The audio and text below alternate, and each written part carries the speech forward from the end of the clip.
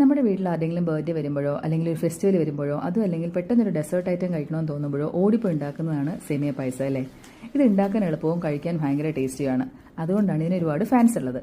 ഉണ്ടാക്കാൻ ആണെങ്കിലും ഒന്ന് രണ്ട് കാര്യങ്ങൾ ശ്രദ്ധിച്ചില്ലെങ്കിൽ സേമിയ പായസം വരെ ഫ്ലോപ്പായി പോകാൻ ചാൻസ് ഉണ്ട് കേട്ടോ. എൻ്റെ കയ്യിൽ 300 ഗ്രാംസിൻ്റെ ഒരു വെർമിസ്ലി പാക്കറ്റിൻ്റെ പകുതി ഇരിപ്പുണ്ടായിരുന്നു. പിന്നെ ഒരു ഫ്രഷ് പാക്കറ്റിൽ കാഷ്യൂസും കിസ്മിസും ഏലക്ക ഉണ്ടായിരുന്നു. വെർമിസ്ലി ഞാൻ ചെറിയ ചെറിയ പീസസ് ആയിട്ട് നുറുക്കിയൊരു പാത്രത്തിൽ വെച്ചു.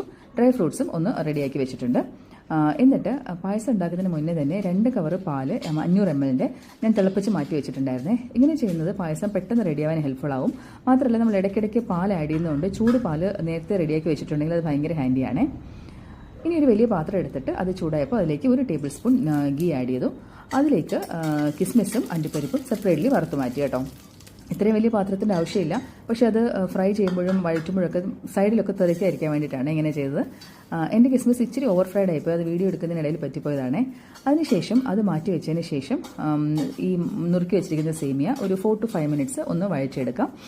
അങ്ങനെ വഴറ്റുമ്പോഴും ശ്രദ്ധിക്കണം, കളർ ഒരുപാട് മാറി കരിഞ്ഞു പോകാൻ പാടില്ല, പിന്നെ പായസം മൊത്തത്തിൽ കുളമായി പോവും. കളർ മാറി തുടങ്ങുമ്പോഴേക്കും അതിനെ മാറ്റി ഒരു പാത്രത്തിലേക്ക് സ്പ്രെഡ് ചെയ്ത് വെച്ചു. ഇനി അതേ പാത്രത്തിലേക്ക് നേരത്തെ തിളപ്പിച്ച് വെച്ചിരുന്ന 1 കവർ പാല് ഫുള്ളായിട്ട് ഒഴിച്ചു. അതിൻ്റെ കൂടെ തന്നെ ഒരു 1/2 കപ്പ് തിളപ്പിച്ചാറ്റിയ വെള്ളവും കൂടെ ഒഴിച്ചു. ഇനി ഒരു 1/2 കപ്പ് ഷുഗറിൻ്റെ പകുതി ആഡ് ചെയ്തു. നന്നായിട്ട് ഇളക്കി തിള വന്നപ്പോഴേക്കും ഈ ഫ്രൈ ചെയ്ത് വെച്ചിരിക്കുന്ന സേമിയ ആഡ് ചെയ്തു. അത് ഒന്ന് തിളച്ച് വന്നപ്പോഴേക്കും 1 table spoon milk made add ചെയ്തു കേട്ടോ. മിൽക്ക് മെയ്ഡ് ഓപ്ഷനാണ്, അതില്ലാന്നുണ്ടെങ്കിൽ ഷുഗറിൻ്റെ അളവ് കുറച്ച് കൂട്ടിയാൽ മതി. ഇത് പെട്ടെന്ന് തിളച്ച് വരിക, കാര്യം തിളച്ച പാലാണല്ലോ ആഡ് ചെയ്തേക്കുന്നത്. അപ്പോഴേക്കും സേമിയ വെന്തിട്ട് പാലൊക്കെ ഒന്ന് കുറുകി തുടങ്ങി.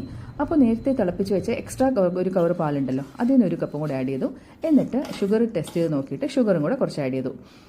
ഇത് ഇപ്പം കുറുകി വരുമ്പോൾ നമ്മൾ ഇടയ്ക്ക് പാൽ ആഡ് ചെയ്യുന്നതുകൊണ്ട് ഷുഗറിൻ്റെ ക്വാണ്ടിറ്റി ആദ്യമേ കുറച്ച് കൂടുതലായിട്ട് ആഡ് ചെയ്യുന്നതായിരിക്കും നല്ലത്. അപ്പോൾ ലാസ്റ്റ് എല്ലാം ആഡ് ചെയ്തതിന് ശേഷം ലാസ്റ്റ് നോക്കുമ്പോൾ ഷുഗർ കറക്റ്റ് ആയിരിക്കുമേ.